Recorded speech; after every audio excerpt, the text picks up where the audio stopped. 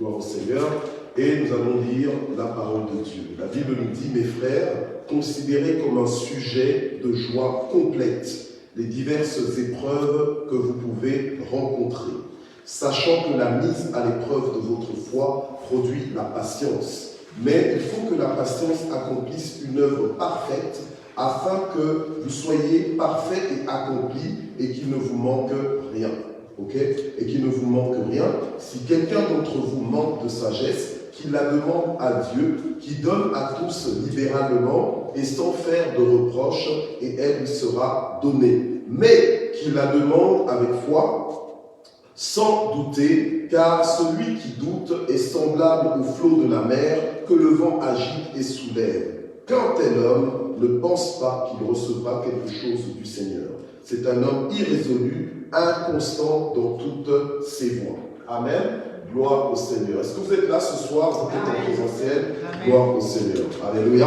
Voilà. Alors la parole de Dieu nous dit ici, à partir du verset 2, que nous devons considérer comme un sujet de joie complète les diverses épreuves que nous pouvons rencontrer. Alléluia. Amen.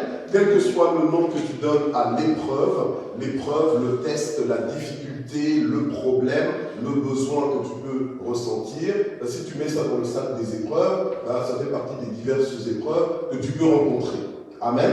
Voilà. Alors maintenant, la parole de Dieu nous dicte, nous instruit, nous éduque, nous élève à un niveau de fonctionnement que nous ne connaissions pas avant, mais qui doit devenir le nôtre maintenant. Parce que si quelqu'un est en Christ, il est une nouvelle créature, les choses anciennes sont passées et voici toutes choses sont devenues nouvelles. Donc ton ancien système, ton ancienne façon d'opérer, eh bien, elle n'est plus valide, elle n'est plus valable maintenant que tu es en Christ. Alléluia. Amen. Ok, tu es peut-être venu dans le Seigneur quand tu étais plus jeune, mais quand tu étais plus jeune, et donc du coup, peut-être pour toi c'est normal de fonctionner comme ça. Gloire à Dieu si c'est le cas. Mais la plupart d'entre nous, nous avons connu le Seigneur alors que nous étions déjà déformés. Alors que nous avions déjà une autre façon de fonctionner, une autre façon de raisonner. Mais maintenant dans le Seigneur, maintenant que nous marchons chaque jour avec Jésus, nous devons fonctionner avec le regard de Jésus, nous devons fonctionner avec le rythme de Jésus, être sur la même page que Jésus. Alléluia. Amen. Amen. Être sur la même page que Jésus. Donc comprendre des choses comme Jésus les comprend. Et c'est de ça qu'il s'agit quand on parle de la sagesse d'en haut. La sagesse d'en haut, c'est la faculté que Dieu donne pour pouvoir lire les choses, lire la vie, interpréter la vie, non pas selon le système de ce monde, mais le système du royaume de Dieu. Alléluia. Donc en fait, quand tu es animé de la sagesse d'en haut, la sagesse de Dieu, en fait, tu vas décrypter, déchiffrer ta vie et tes circonstances, non pas selon les calculs de ce monde, mais selon les calculs du royaume, selon la logique du royaume. Alléluia. Amen. Et c'est là alors qu'on parle de la sagesse d'en haut. C'est pour ça que la parole de Dieu nous dit que nous devons considérer les diverses épreuves que nous pouvons rencontrer. Alléluia. Amen. Nous devons les considérer comme un sujet de joie complète. De la même façon dont certaines choses tu considères d'office sans qu'on te dicte que c'est un sujet de joie, tu dois aussi apprendre maintenant à aborder les difficultés de ta vie, les difficultés de ton parcours comme un sujet de joie complète. Que quelqu'un dise Amen. Amen.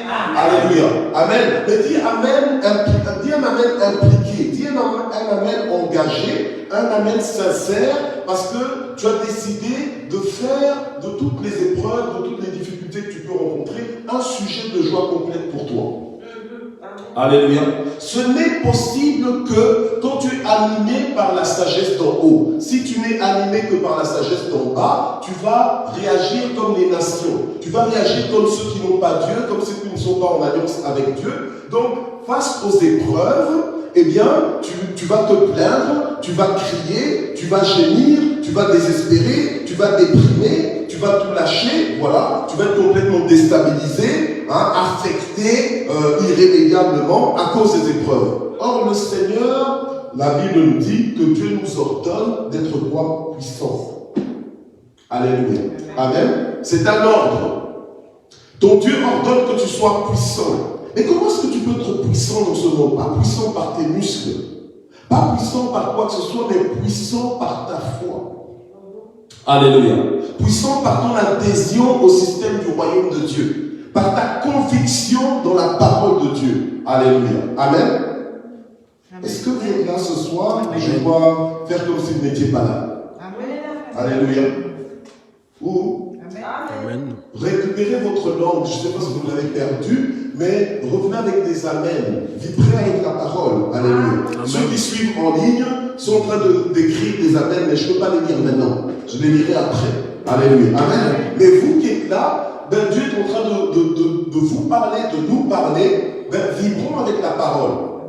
On est dans l'année de transformation, donc la parole que Dieu va nous envoyer, c'est une parole qui va nous challenger, qui va nous défier. Alléluia. Amen. Pas juste nous défier pour nous défier, mais il y a des choses à changer, il y a des choses qui doivent être transformées. Bien aimé, si tu continues de faire les mêmes choses, tu auras les mêmes résultats. L'année a changé, mais toi, en continuant à être le même là, comme l'année en 2021, ben 2022 va ressembler à 2021 si tu continues comme ça. Là, on est encore en mars. On est en train de terminer mars, c'est la fin du premier trimestre. Il est temps de vivre des transformations. Amen. Amen. Oui, il est temps de vivre des transformations. Les difficultés, les diverses épreuves que nous pouvons rencontrer, tout le monde en rencontre. Alléluia. Amen. Mais tu n'es pas obligé d'avoir le même rapport avec tes épreuves que tout le monde. Tu n'es pas obligé de pleurer là où les gens pleurent. Tu n'es pas obligé de gémir là où les gens gémissent. Alléluia. Amen.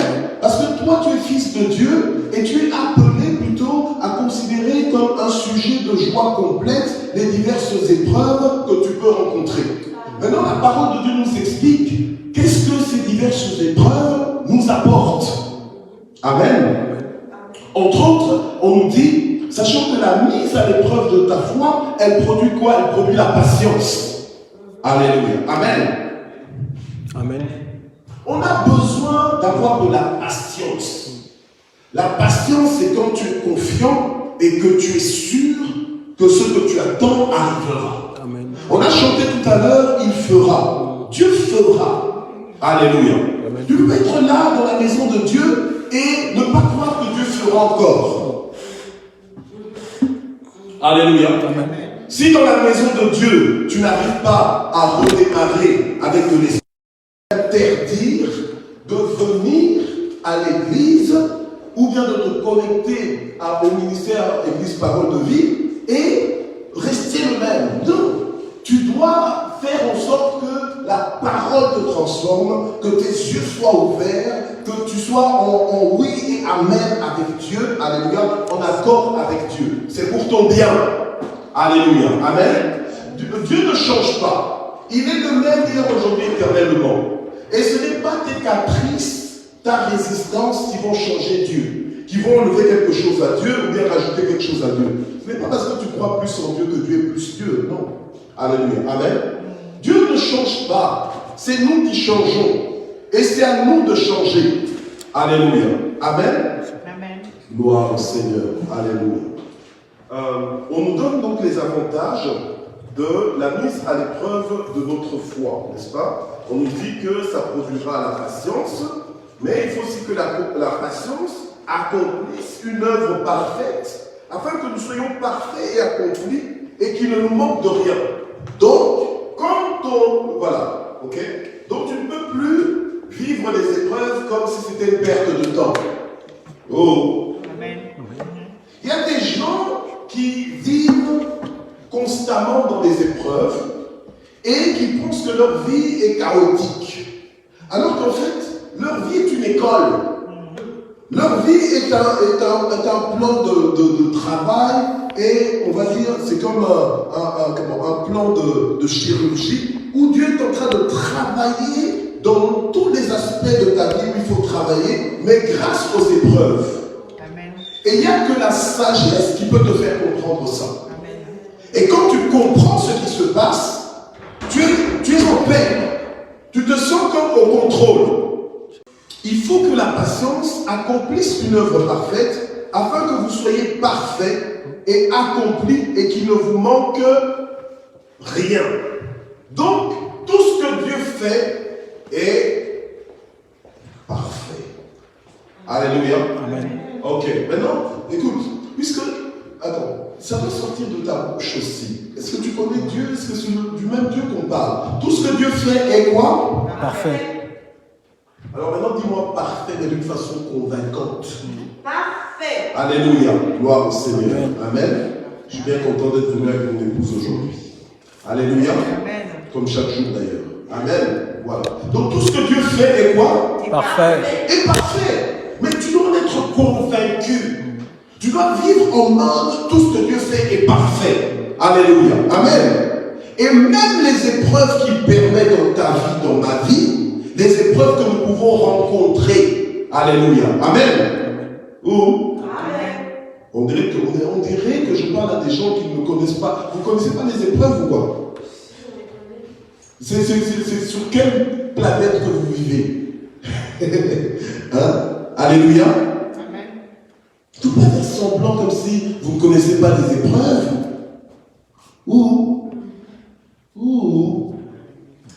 Il n'y a pas de problème si tu connais des épreuves. La Bible dit que le malheur atteint souvent le juste.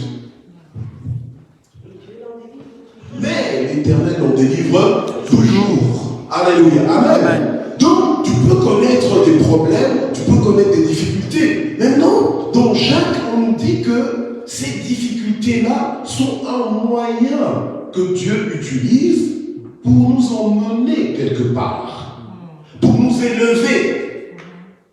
Alléluia. Amen. Donc, quand tu vis des problèmes, il ne faut pas juste attendre de sortir de ces problèmes pour sortir de ces problèmes-là. Il faut sortir de ces problèmes-là meilleurs. Amen.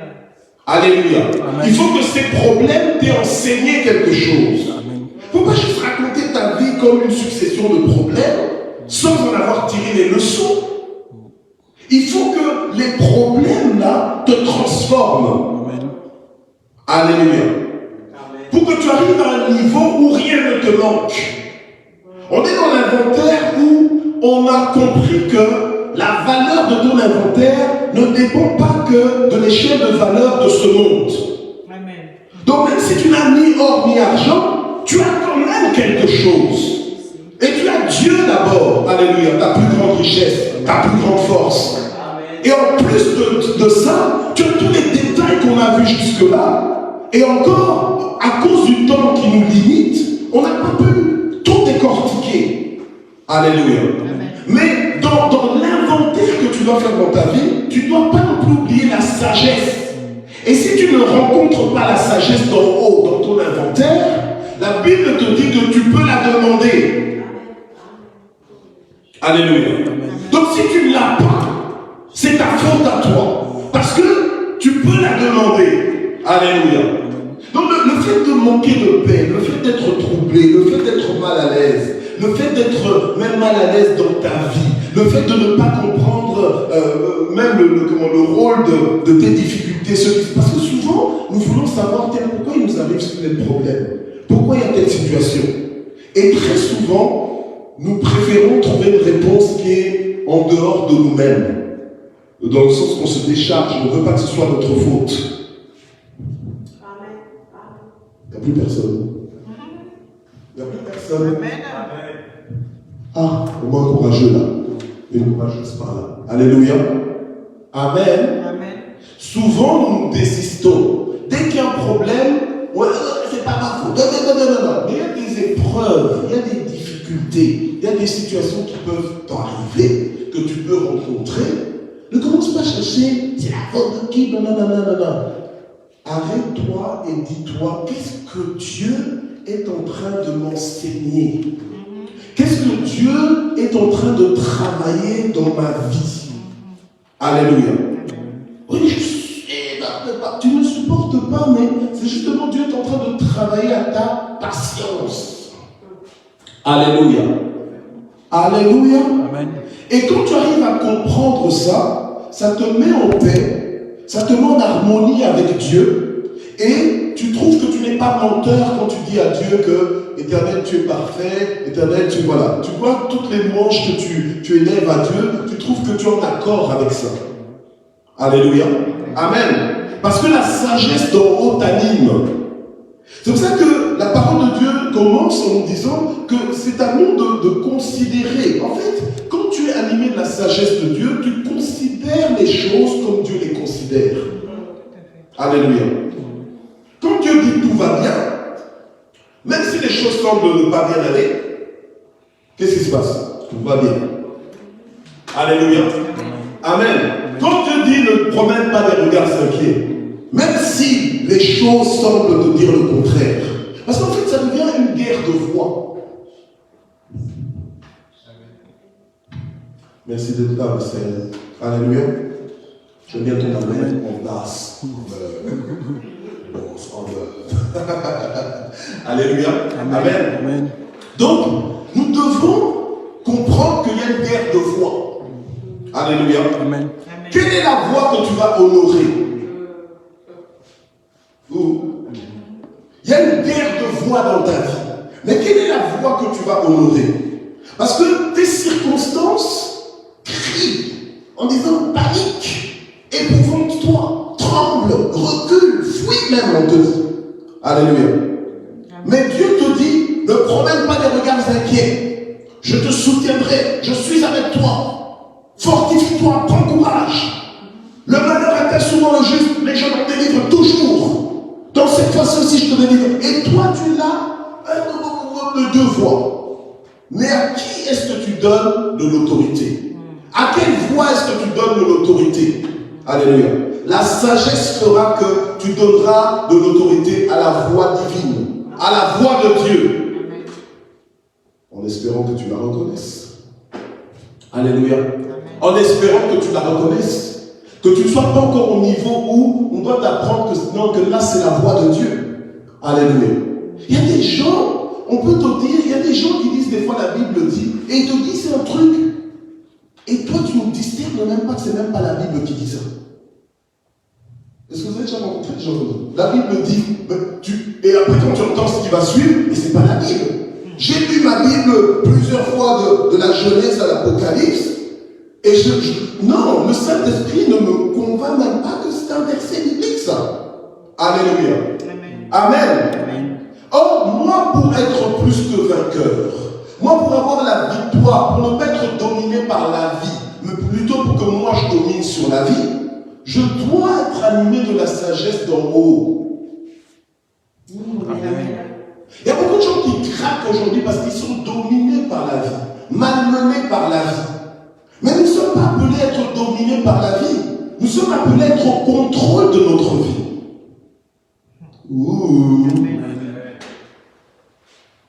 Alléluia. Vous savez que le Seigneur nous dit, si tu crois, tu diras à cette montagne de se déplacer. Les montagnes, normalement, ne se déplacent pas. Mais pour nous, en tant que fils et filles de Dieu, quand nous sommes animés de la sagesse d'en haut, on ne discute même pas. Parce que quand tu es animé de la sagesse d'en haut, Dieu n'aura plus à insister pour que tu sois dans Amen, dans le ainsi soit-il. Tu comprends? Parce que tu es animé par la sagesse d'en haut. Donc c'est devenu quelque chose de normal pour toi. Alléluia. Là où les nations disent c'est impossible, Dieu dit c'est possible. Toi, tu ne disputes même pas de « Oh, j'hésite encore, je ne sais pas. » Non. Toi, tu es dans « Puisque Dieu a dit que c'est possible, moi aussi, je me vois ça possible. » C'est tout. Alléluia. Amen. Amen. Donc, c'est pour ça que quand tu fais l'inventaire et que tu te rends compte que tu n'as pas la sagesse d'en haut, pas la sagesse de ce monde, mais la sagesse d'en haut. La sagesse de ce monde, elle peut venir par ton niveau d'étude. Alléluia. Amen. Ah oui. Parce que plus tu lis, plus tu étudies, ben voilà, plus tu comprends des choses en fait. C'est ça. Ça te donne la compréhension des choses. Ça te donne un certain schéma de pensée, une certaine structure mentale. D'accord? Une certaine organisation même mentale. Donc ça te donne une certaine intelligence. Alléluia. Mais le problème c'est que tu ne peux pas vivre uniquement basé sur cette intelligence du monde. Tu as besoin de la sagesse Alléluia. La sagesse d'en haut, elle est souvent à contre-courant de la sagesse d'en bas. Ce qui est en haut est supérieur à ce qui est en bas. Donc, vaut mieux pour moi avoir la sagesse d'en haut que la sagesse d'en bas. La sagesse d'en bas, la sagesse terrestre, la sagesse de ce monde, ce sont des choses anciennes pour moi. Alléluia. Bien sûr, j'y ai encore recours, mais sans la sagesse d'en haut, cette sagesse d'en bas, elle est incomplète. Alléluia. Amen. Dans le pays d'où je suis originaire, le Congo, on parle souvent de Mayele et Mboka, donc c'est-à-dire l'intelligence du village. C'est-à-dire c'est une forme de logique, une forme de logique, une logique culturelle, une logique relationnelle, c'est une forme de logique. On dit non, non, cette personne il a l'intelligence, il a la classe, donc il a l'intelligence de l'école, l'intelligence académique, mais il manque la sagesse du village. La sagesse du village, c'est la sagesse avec laquelle tu vis avec les gens. Comprenez? C'est un peu le savoir-vivre. C'est un peu l'intuition pour bien faire des choses. Mais maintenant, nous, en Christ Jésus, on ne se limite ni à la sagesse de l'école, ni à la sagesse du village, mais on va plus haut. On veut la sagesse, on veut fonctionner selon la sagesse d'en haut. Et on doit la trouver dans notre inventaire. On n'est pas en train de faire l'inventaire juste pour constater ce qu'on n'a pas. Mais on est en train de faire l'inventaire pour constater ce qu'on a et fonctionner avec ce qu'on a. Or, la Bible nous dit si quelqu'un manque de sagesse, pas qu'il aille l'acheter, pas qu'il aille jeûner, etc. Non, ce n'est pas par tes mérites, mais tu la demandes à Dieu. Et tu dois la demander sans douter. Et il y en a beaucoup qui ont besoin de demander ça avant qu'on les pousse à le demander. Alléluia. Amen. Et tu peux constater dans ta propre vie que tu n'as pas la sagesse d'en haut. Pourquoi? À cause de tes réactions par rapport aux diverses épreuves que tu rencontres. Alléluia. Amen.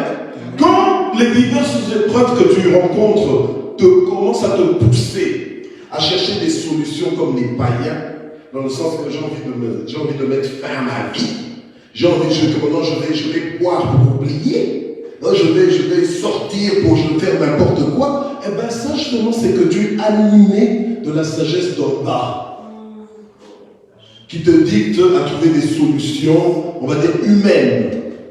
Mais la sagesse d'en haut vont te faire voir des choses comme tu devrais les voir. Alors ce matin, quand j'ai commencé à enseigner, j'étais comme pris d'un fou rire.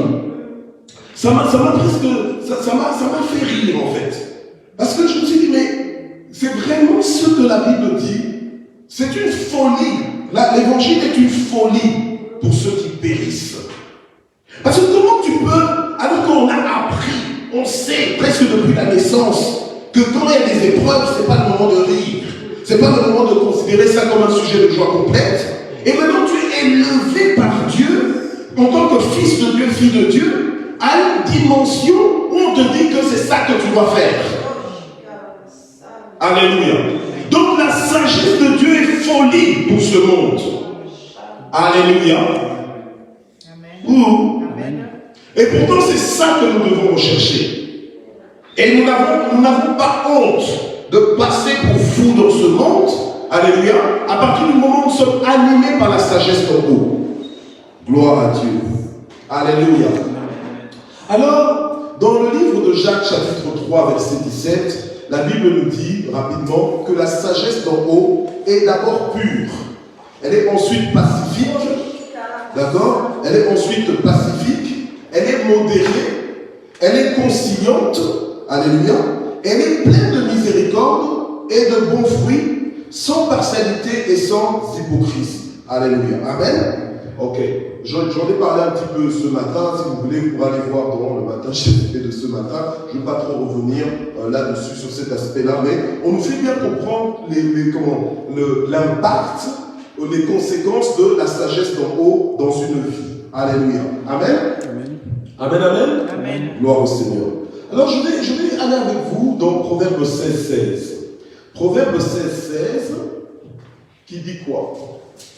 Parce que, vous savez, lorsque dans Acte 3, Pierre et Jean ont dit aux boiteux de l'essence qui leur demandaient de l'argent, en fait, il leur a dit, je n'ai ni or ni argent, mais ce que j'ai, je te le donne. Alléluia. Amen. Alors maintenant, la Bible dit quoi dans Proverbe 16, 16? C'est combien acquérir la sagesse vaut mieux que l'or. Alléluia. Il vaut mieux acquérir la sagesse que l'or, qu'acquérir l'or. Donc en fait, la sagesse vaut mieux que l'or. Et toi, tu veux encore fonctionner selon le système de ce monde qui va plus valoriser l'or que des valeurs comme la sagesse d'en haut, des facultés comme la sagesse d'en haut. Mais la sagesse d'en haut que Dieu donne libéralement sans reproche, mais c'est nécessaire. C'est une sagesse qui est incontournable. Et Salomon avait compris ça. Des fois, quand tu lis l'histoire de Salomon, où Dieu visite Salomon et lui dit, demande-moi ce que tu veux que je te donne, alléluia, et je te l'accorderai. Et toi, tu te dis, mais si c'était moi, franchement, c'est vrai qu'après le texte, je peux essayer de faire comme si j'étais Salomon, mais donc tu n'es pas convaincu. Parce que c'est de nuit que Dieu a visité Salomon, c'était pas en journée. Donc il était en train de dormir. Toi, de journée, souvent, tu es bon chrétien, tu te contrôles, tu te maîtrises. Mais quand c'est la nuit, tu vis autrement. Dans tes rêves, tu te permets des choses, tu vois. Et lui aussi, ça aurait pu être pareil. Il aurait pu chercher d'autres intérêts que les intérêts de Dieu, même dans ses rêves. Amen. C'est pas ce qu'il a fait. Il a demandé la sagesse de Dieu. Il a dit, Seigneur, donne-moi la sagesse pour gérer ton peuple. La sagesse, acquérir la sagesse vaut mieux que l'or, qu'acquérir l'or. Alléluia. Et la Bible nous dit aussi, toujours dans Proverbe 16, 16, que combien acquérir l'intelligence est préférable à l'argent. Donc je n'ai ni or ni argent, mais ce que j'ai. Donc il avait la sagesse d'en haut, il avait le nom de Jésus. Mais ce que j'ai, je te le donne.